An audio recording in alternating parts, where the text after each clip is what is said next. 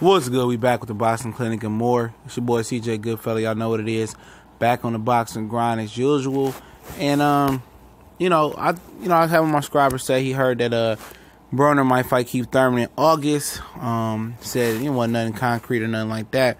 But it had me thinking. I think Adrien Broner and Keith Thurman, may be the perfect Barclays summer fight, in August. I know it was reports that we talked about from Fred from Barbershop Conversation that Broner was in talks to fight Timothy Bradley. Apparently, I was just always seeing Timothy Bradley. He went from Adrien Broner supporter and fan, and pretty much a supporter to Adrien Broner hater, and didn't like anything he was doing. Instead, it was over, and apparently Adrien Broner called Timothy Bradley an Uncle Tom or something like that. And that's funny coming from Adrien Broner, a guy who voted for Donald Trump apparently, and because of he wanted to get a tax break, and he's down here speaking down on Kanye West, saying you talking crazy, but you was up here, speaking on talking about voting for Trump. So, like I said, hypocrite at his highest point. And apparently, if you haven't heard, some guy took Adrien Broner's chain. He said he lost it. I don't know if it's a gimmick on Instagram, on Twitter. I don't know if it's a gimmick. I don't know if it's true, fact. I don't know what it is. I just know the guy got his chain, and there's somebody that they said they seen Broner on his Instagram stories with. So I don't know if it's a hoax or whatever, but the dude is probably supposed to be cool with a rapper named YFN Lucci or something. So I don't know, man, if you heard about that. This clown always got some shit going on. But for Keith Thurman's sake, you've been out over a year now, and you want to make some money. Broner is a nice, easy payday for you. I think it would work out that way. It don't seem like Keith Thurman wants to box, but I think Adrien Broner would be a good opponent for him because not only did he miss a lot of revenue being out the ring, Broner can help him definitely make up a lot of ground, and him and Broner had some words a few months ago where Broner said he wanted to fight Keith Thurman. He talking shit, talking crazy. I remember Keith Thurman saying that if he knocked on Adrien Broner's door a few years ago, it wouldn't have been the answer. So the trash talk could be good. I mean, we wouldn't know 100% sure if Keith Thurman was going to make it all the way through the fight without an injury, through camp and all that. So that's something else to think about. But I think, the build-up, this would be the perfect Barclay fight. Broner is a very beatable young man, a lot of flaws. But the one thing Broner would have is he have, activity. He's been more active. He can punch a little bit. Keith Thurman's been on the canvas before. He's been hurt to the body. So Broner is a good body puncher, and he's a good knife ending puncher as well to try to save face in most of his fights. But, I think it's a good fight for PBC. I think it's a good fight for Thurman, especially if you're only going to fight once next year. I don't think any too many better tune-up fights and more easier tune-up fights that's going to be bigger than this. I mean, we talked about Yugis potentially, Victor Ortiz, Devin Alexander, stuff of that nature. But ultimately, I think Adrien Broner might be a good comeback fight. He got so many flaws that you can call it a tune-up. But in most fans' eyes, it's a big fight, At the Barclays Center, Brooklyn love Adrien Broner. I've seen it firsthand. Keith Thurman's fought there a few times. And Keith Thurman better be prepared to answer those Earl Spence questions when he comes out of public hiding, because that's the number one things the fans want to know. It's about Keith Thurman, Earl Spence, No matter if he relinquished that WBC belt or not, he still holds the Super WBA belt. He's still a target, and, people want to see him fight Earl Spence. Adrien Broner, he could be in the danger zone in this mix as well.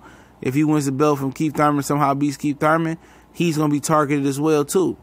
So, for Broner, I mean, you want to go back down to 140? He could. But it's like, for Broner, I don't know, man. If 140, I mean, who he going to fight? Regis, the relic guy, the winner between Flanagan and the dude from Dallas, Maurice Hooker. I mean, Broner's pretty much at the end of his ropes. As far as a lot of people say, certain fighters, like Triple G at the end of his ropes, or Kovalev might be more towards the end, or Tony Bellew might be towards the end.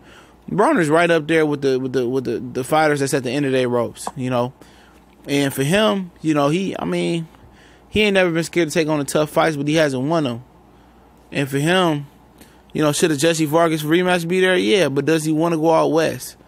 You understand, with Timothy Bradley, he probably don't mind going out west. But the thing about Timothy Bradley thing is, like, promotion-wise, man. So I'm pretty sure, when he comes back in the game, Bob, still got him. And also he gained a lot of weight. And I know for him, it's probably nothing to take the weight off because he works hard and he's a vegan during training camp, so the weight probably just rolls off of him. So that's not a concern. He probably looks like, man, I could just drop this weight and I could fuck this kid up right now. That's how not good Adrien Broner is. And for Keith Thurman, if it really is, competition with Tim Bradley for Adrien Broner fight, I think it's a fight that Keith needs, man. Really, really bad. As far as financially, I don't know how he did, but financially, to get back in the spotlight, this instantly props up Keith Thurman's name back to popularity by fighting Adrien Broner. I mean, Adrien Broner is the stepping stone to popularity, man. And the build up to the fight, he gonna talk, he gonna promote it, he gonna talk good, and Keith Thurman gonna go out there and lay hands on him. And it's gonna put Keith Thurman back where he needs to be at, and that's the top of the welterweight division. And and then once he does that, and if he's ready to fight Sean or Danny, after that, you get his belt back, and we just get back to talking Keith Thurman and Errol Spence. But from my soul, I don't think we're gonna get that fight, man. I really don't. I think Keith Thurman, the way he feeling, his body breaking down, he may just retire. Because when your body start to break down like that, and then like the elbow, and then he got this and that's going on. He had the hand injury. I just want to see what his next move gonna be.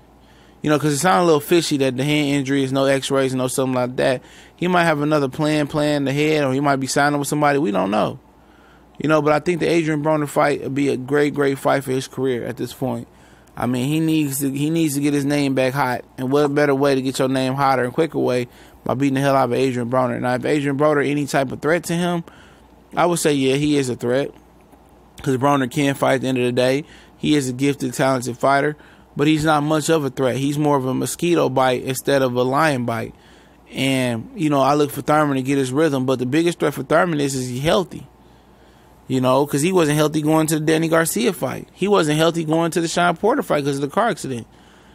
Or is it all a facade? This is excuses he using not to have to compete. And that's something that you got to figure out, and you got to know Keith Thurman to really get inside his head like that. People close to him know the real deal situation. Of course, they're not going to put their guy out there like that. Is he really hurt, or is he really faking and trying to prolong this process with Errol Spence? While Errol Spence is beginning to come hard, Keith Thurman is beginning to fade. And I think that fade is by design. He don't really want to be in there with that dog right now, And he can't move up because it's lions and bears and tigers, oh my, up there too. He can't beat a Swift Herd. He can't beat Charlo right now. He probably can't. He probably barely eats best Kell Brook. So that's the real important thing for Keith Thurman. And for Broner, I mean, at the end of the day, man, this dude's, you just got to stop saying what if. I mean, he underperformed against Jesse Vargas as well. He looked better under Kevin Cunningham, but still, I don't see him being world championship material right now. And, he's still doing everything instead of, like, seriously taking his boxing career really, really seriously. He wants to keep partying and doing the bullshit. If I was him, I'd be jumping right back into it, seeing what me and Kevin Cunningham need to improve on, where I could become better as a fighter. He's just so in love with the clubs and in love with the lifestyle of being a celebrity that, his craft is suffering. It's suffered for the last 4 or 5 years. So, that's the beautiful chaos about this fight, the beautiful ugliness, about Keith Thurman and Adrien Broner. Let me know if that's something that you guys would be interested in seeing next, or would you like to see Keith Thurman and Adrien Broner do something else? We gone.